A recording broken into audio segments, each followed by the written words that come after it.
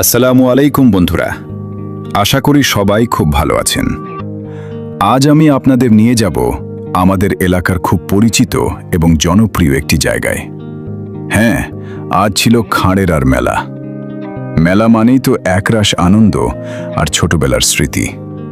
তো চলুন আর দেরি না করে আজকের মেলা ভ্রমণ শুরু করা যাক। মেলার গেট দিয়ে ঢোকার পর থেকেই চারপাশের পরিবেশটা একদম পাল্টে গেল। চারদিকে মানুষের ভিড়, ছোট ছোট বাচ্চাদের চিৎকার আর হেরেক রকম দোকানের পসরা। এই যে দেখুন, মেঠো রাস্তার দুপাশে সার দিয়ে বসেছে মাটির হাঁড়িকুড়ি থেকে শুরু করে ঘর সাজানোর সব সুন্দর সুন্দর জিনিস।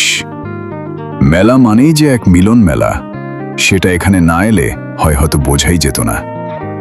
মেলার মূল আকর্ষণ কিন্তু সেই নাগরদোলা।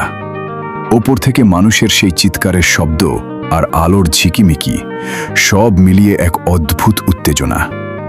শুধু নাগরদোলাই নয়, মরণকূপ থেকে শুরু করে ম্যাজিক শো সবই আছে এখানে। আমিও ভাবছি একটা কিছুতে চড়ব, তবে এই ভিড় ঠেলে টিকিট পাওয়াটাই এখন বড় চ্যালেঞ্জ। আপনারা মেলায় গেলে কোন রাইডটাতে সবার আগে চড়েন?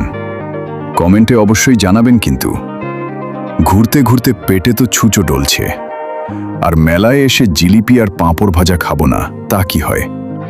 এই দেখুন, গরম গরম রসে সেদোবানো জিলিপি। এর গন্ধে যে কেউ ডায়েট ভুলে যাবে। জিলিপির পাশাপাশি একটু আলু কাবুলি আর ঘুগনিও ট্রাই করলাম। সত্যি বলতে, মেলা দেখার অর্ধেক আনন্দই লুকিয়ে থাকে এই স্ট্রিট ফুডগুলোর মধ্যে। ঘুরতে ঘুরতে বিকেল গড়িয়ে সন্ধ্যা হয়ে এলো। মেলা থেকে কিছু টুকটাক কেনাকাটাও করলাম। দিনটা কেমন কাটলো তার নতুন করে বলার কিছু নেই। ভিডিওটা দেখেই হয়তো বুঝতে পারছেন। খাঁড়েরার মেলার এই স্মৃতিগুলো মনের মধ্যে নিয়ে আজকের মতো বাড়ি ফেরার পালা।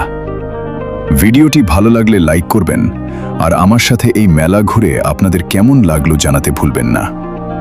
দেখা হচ্ছে পরের ভিডিওতে। ততক্ষণ সবাই ভালো থাকুন।